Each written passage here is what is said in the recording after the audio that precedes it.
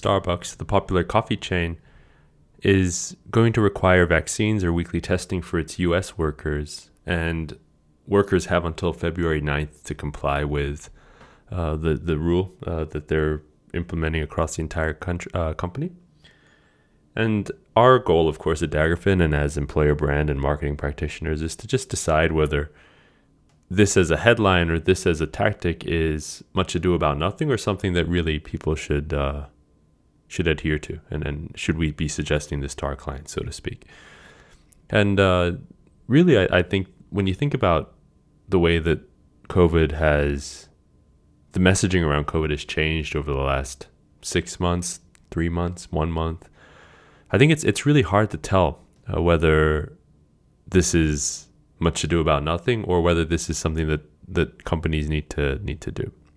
And the reason I say that is because, well, one, we've got the backdrop of the court systems. I mean, there's a Biden administration mandate that companies that are greater than 100 employees in size have to actually do this. So could Starbucks just be kind of preemptively or proactively getting ahead of a regulation that's going to be enacted anyway, where companies of greater than 100 need to subject or need their employees to subject themselves to testing once a week or get vaccinated?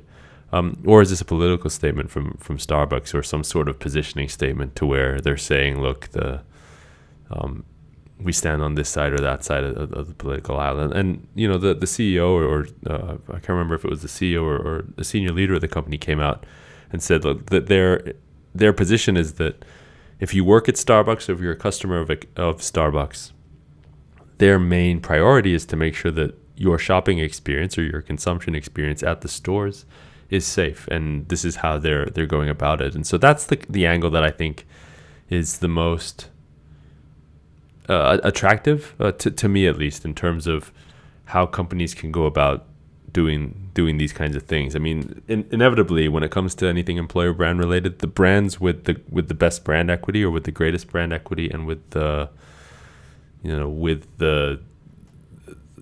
highest score, for example, on our credit scoring system, in the sexiness, the industry sexiness component, are going to have the easiest time when it comes to implementing any kind of mandate or rule when it comes to this stuff. But it's going to be dependent on the company. It's going to be dependent on the industry, and it's going to be dependent on the type of worker that the company looks to attract going forward, because we're still in the throes of an incredible labor shortage, and we've covered that in prior episodes, of course.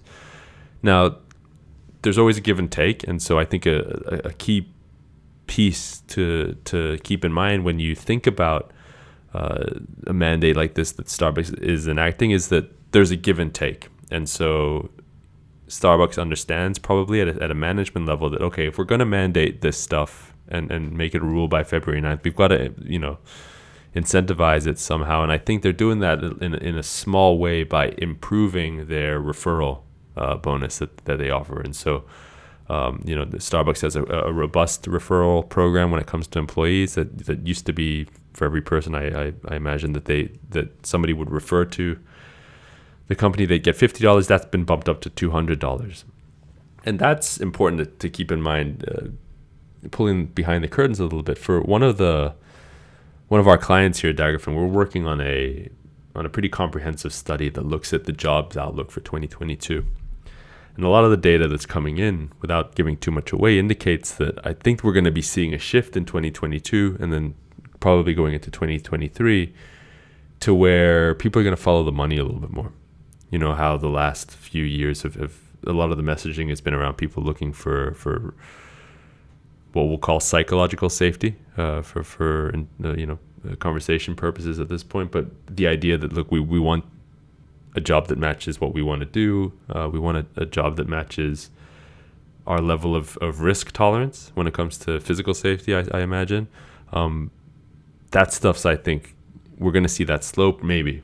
And people are going to follow the money. And so companies can lean a little bit heavier into incentivizing via money, I think. And improving the referral bonus, I guess, is one small way towards doing that, and in terms of easing the blow here when it comes to mandating across such a wide swath of employees. I mean, Starbucks is a massive employer of talent at various levels of the career ladder, so to speak. And so this is an interesting story. I think it's one that is going to catch a lot of attention because it's a big brand. It's a brand that everybody knows, and it's a topic that I think is polarizing.